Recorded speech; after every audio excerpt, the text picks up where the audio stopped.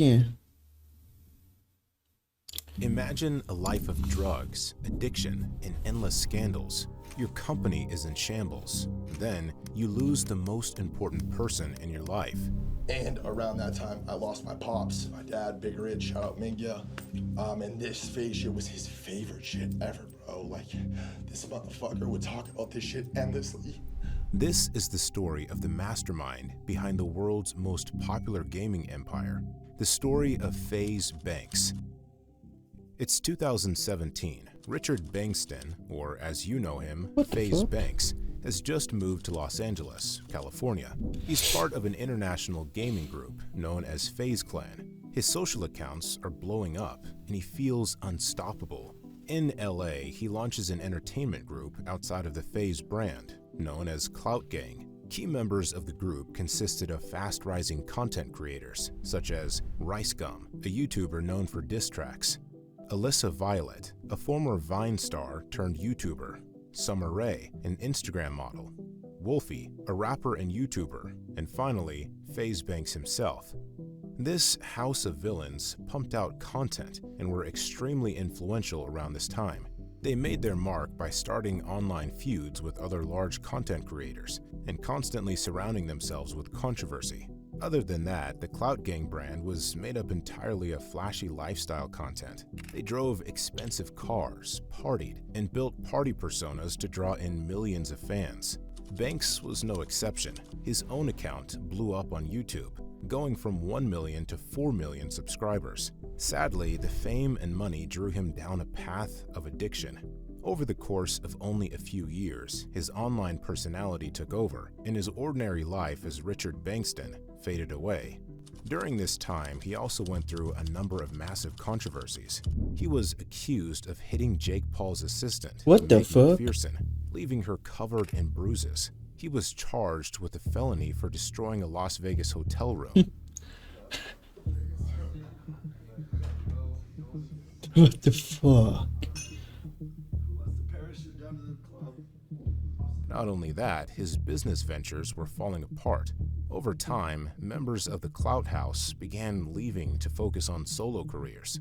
Members of the group were growing tired of the constant beefs. To top it off, the rise of TikTok and new content houses began making Clout House less relevant online. Banks has admitted it was an embarrassing and difficult time. He was worried about disappointing his father, one of the few people who supported him through everything. We're going to be covering all of this in detail, but before we do, it's important to return to Banks' upbringing so you understand how he became the man he is today. Richard "Ricky" Bankston was born on October 18, 1991, in Massachusetts.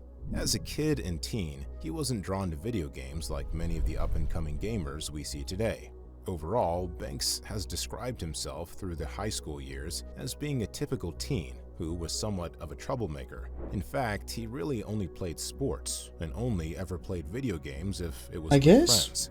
Once Banks got into playing the original Halo game on Xbox, he began to see the potential of gaming. Most of his interest was in Xbox Live. Getting to talk with people from around the country online of all different age groups was fun for Banks and got him playing more games. The second I put the mic on, I could talk shit to people, and like, I don't know, there's fucking 25 real humans in the lobby and they're talking shit to me and I'm talking shit to that. For me, I was like, that was it for me. In 2010, he graduated high school, and about a year later, he dived into the world of gaming. ChatGPT can now create website wireframes. With our new custom GPT, It all started with Call of Duty. When Banks got into the game, he became a skilled player pretty quickly. He was mostly known for being a trick shotter and was welcomed into the Soar gaming clan with open arms. At the time, Soar was a competitor of the FaZe clan. In 2011, Banks launched a YouTube channel.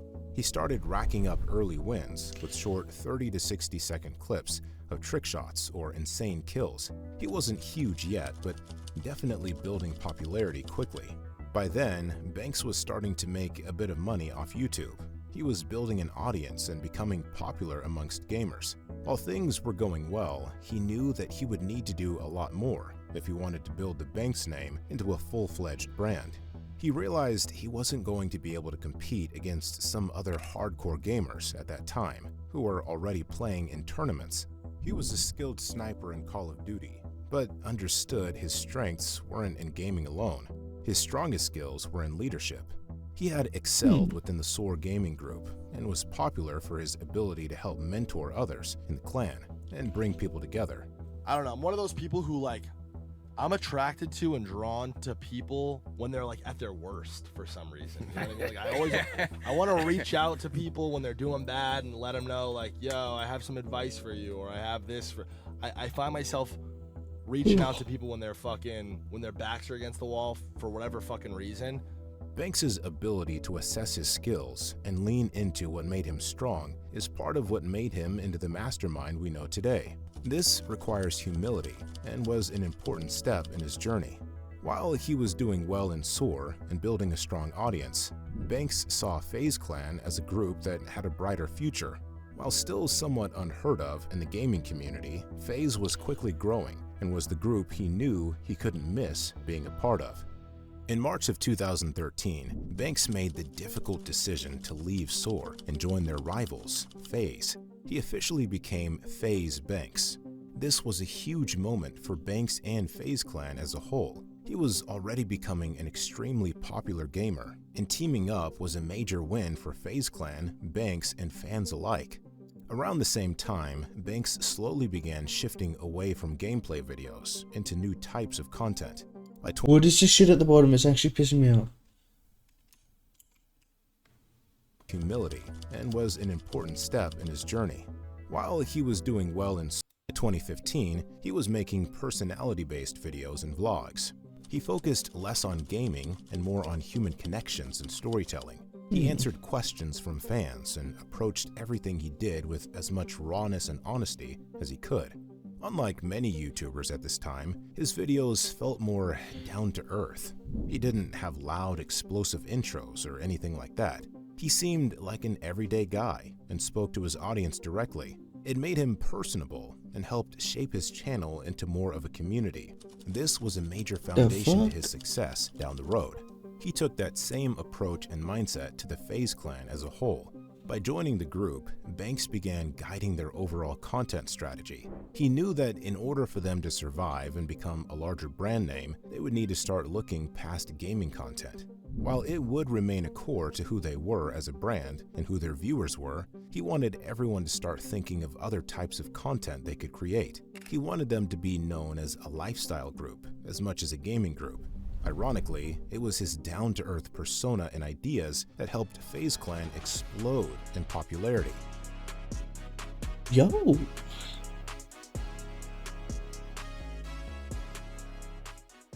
The money he earned through FaZe, YouTube, and other collaborations was growing quickly. It started to change who FaZe Banks was entirely. Flash forward back to where we started in 2017. An AK on your fucking whatever this is, forearm or whatever, being like the only visible tat on your arm, on that arm, is ridiculous. Like, was he from the hood or some bullshit? That is an insane tat. Oh, I guess Call of Duty sort of deal. Yeah, that makes sense. That regular nerdy kid from Florida had all but disappeared.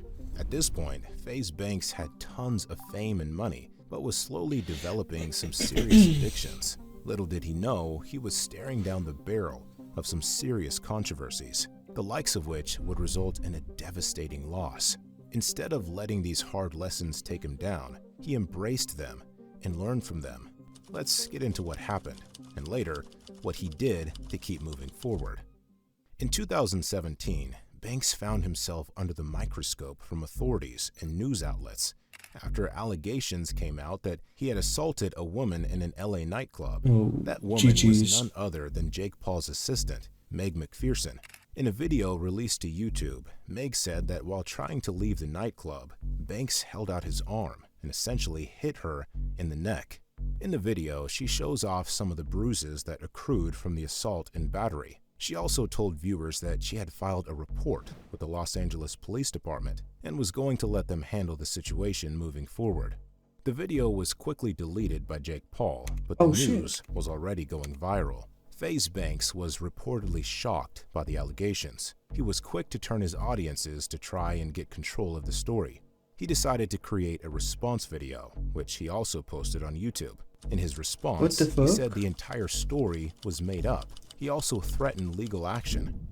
I first want to come out and say 99% of what this kid said in his video was absolutely fabricated and not true. I am going to be 150% honest about everything and every detail about this night from my point of view. Because at this point, it has gotten to where this needs to be pursued legally. Defamation of character and slander to the highest degree. Banks responded with his own version of the story, in which he explained that it was all an accident. He also showed a Activia is yogurt with Wait, that's probiotics ridiculous. 100 If it was times accident. stronger to Yo, survive fuck and it. reach That's the what gut it is. alive. message from someone close to Meg, who claimed she admitted that it wasn't on purpose. Fans online were torn between who to believe. Many felt like Paul may have drummed up the story for the sake of views. Others also pointed out that Jake Paul only seemed to start coming after Banks because he had started dating Paul's ex. Around 2017, FaZe Banks began dating social media influencer Alyssa Violet. The social media influencer had only recently broken off a years-long relationship with YouTuber Jake Paul. Banks and Violet received a lot of attention for the relationship throughout the esports community and between fans of Paul and Banks. However, they also got a lot of negative attention and drama by being together. Paul was not happy with the breakup with Violet. They both came from Ohio, moved to LA together, and grew their platforms together. Banks already started becoming a rival to Paul. At the same time, Banks and Violet were quickly becoming one of the most talked about romances in the influencer community. After about 2 years, the couple broke up after Violet caught Banks cheating with another girl. Violet has said that a group of friends came back to their house one night to continue partying. She fell asleep early, and when she woke up and noticed Banks was nowhere to be found, despite all of their friends having already left. When she went to the guest wing of the house, she opened a door and found Banks with one of their friends. Their relationship quickly ended on July 5th, 2019. Nowadays, both of them have said they have moved on from the incident and expressed support for one another. The breakup was a rough moment for Banks, who was quickly spiraling into addiction and some mental health issues. At this point, controversies were building, but there was one other massive controversy right before this breakup that didn't just have an impact on Banks' personal life, but his business dealings as well. Of course, we're talking about the Tfue contract drama. In May of 2019, the Fortnite player Turner Kennedy, otherwise known as Tfue, filed a lawsuit against FaZe Clan. This is He claimed correct. they limited his ability to pursue his profession and He was on like a 360 fucking 80-20 deal. She was fucked. violation of California law. Tfue went on to allege that the FaZe team had signed him into a, quote, grossly oppressive contract that allowed them to take up to 80% of all the brand deals that he managed to get. FaZe did actually admit that was true, but argued there were other parts of the contract that weren't that bad for Tfue. Tfue received $2,000 in monthly compensation and was entitled to 80% of his prize money, 50% of in-game merchandise, 50% of brand deals negotiated by Tfue, 20% of those deals negotiated by the company, 50% of touring and appearance fees, and 20% of Tfue-themed team merchandise revenues. This whole contract was signed on April 27, 2019. It lasted for 6 months before an automatic extension clause kicked in that added 3 more years to Tfue's deal. If you can't already tell, he had locked himself into a bad deal, but FaZe argued he signed up for it, and what's done is done. In response to the lawsuit, Banks tweeted that FaZe had only collected 20% of Tfue's deals for a total of $60,000 out of $300,000 that he had made so far. FaZe as a company also responded soon after, saying they hadn't collected any tournament winnings or revenue from other platforms. Not only that, but Banks soon offered Tfue newer contract terms. He said on Twitter that, quote, "This is so see-through. Listen, obviously Turner's initial contract was horrible. Nobody ever disagreed with that. But over the last year, we have offered him so many new ones, solutions, 0% splits, honest and more than fair ways to solve the issue. And again, This was never about money. We never expected this to happen, and over the last year have only collected $60,000 from $300,000 in brand deals we brought him. 20%. That's the absolute total. This wasn't about money, ever, or an unfair contract. As FaZe started saddling up for a legal dispute, they publicly released all of the other team members' non-executed contracts. People online went absolutely nuts to see the terms of these deals. This entire thing launched an expensive 15-month battle in California courts to resolve the issues.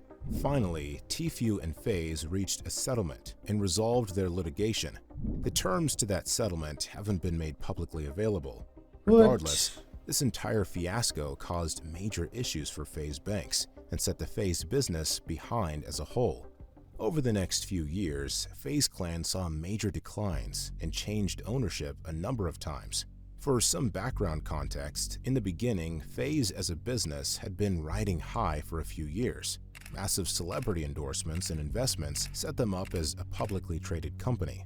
However, after the drama with Tfue's contract, those corporate entities had pretty much taken complete control of FaZe Clan, and Banks had almost no say over the direction of the company.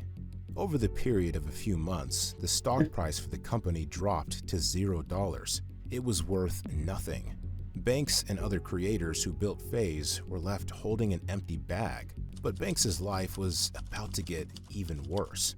In the spring of 2023, with the company in shambles, FaZe Banks received life-changing news and hit his absolute rock bottom. What you been working on, bro? Hadn't seen you forever. Just got back from Boston. My dad just passed away. Oh man, I'm so. Just landed. Oh my God, I'm so sorry to hear that, man. Are you doing okay? Been better, brother. Been better. He found out his dad had passed away. Banks has This I'm is done. Pod 5, the first fully immersive Rest in peace, space system. bro. Intelligent, adaptive. spoken extensively about his father over the years. He said that the man was his biggest supporter and his hero.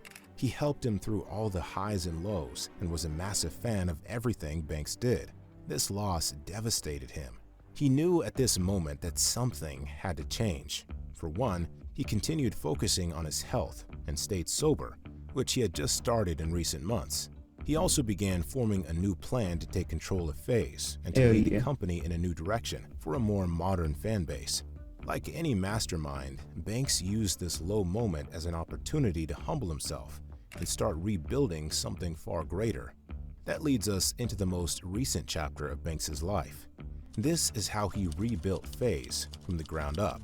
Banks knew everything would need to change. He'd need to take control over the company and make some very unpopular decisions. It was time for a reboot, and not everyone was going to make it on the new roster.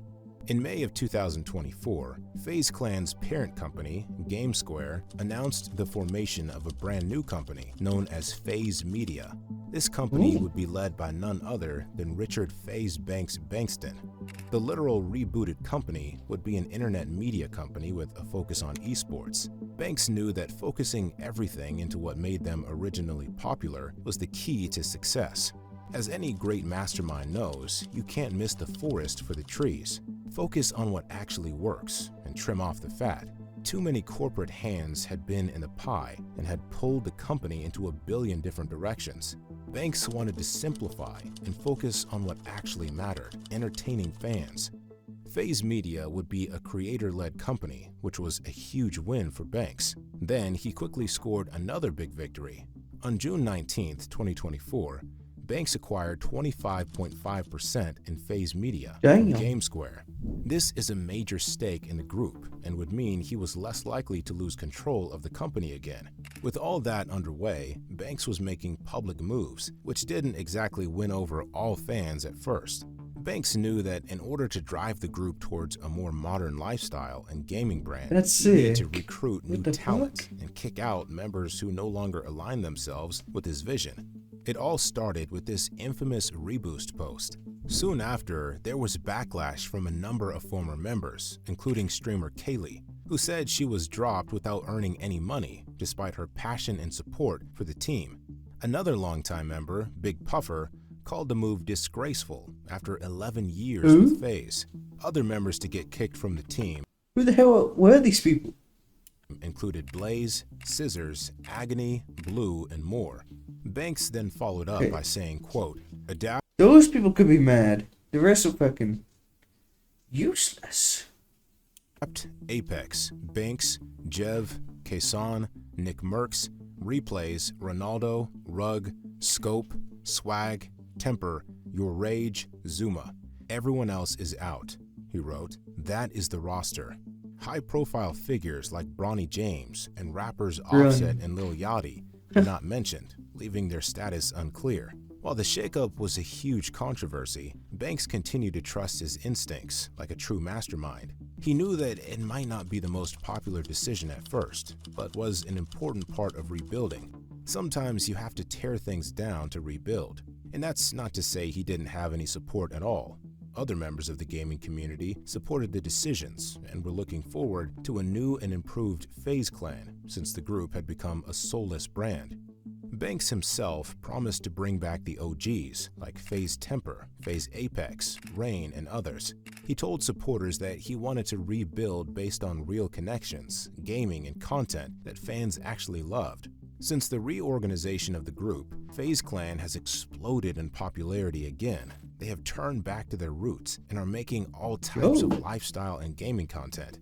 It has also become a household name again and a huge part of the streaming community. Banks himself is basically a rebooted version. While he used to chase money in a certain lifestyle, he's reached a point where his focus is on something far more rewarding. Like a true mastermind, he's been able to pivot and learn and grow no matter what he's gone through. He's 4 years sober and has completely changed his mindset about what's most important to him. Banks has talked extensively about wanting to be a role model for other content creators coming up. Since the passing of his father, he's become far more focused on leaving behind a positive, strong legacy. FaZe socials are continuing to grow, and the opportunities for members seem endless.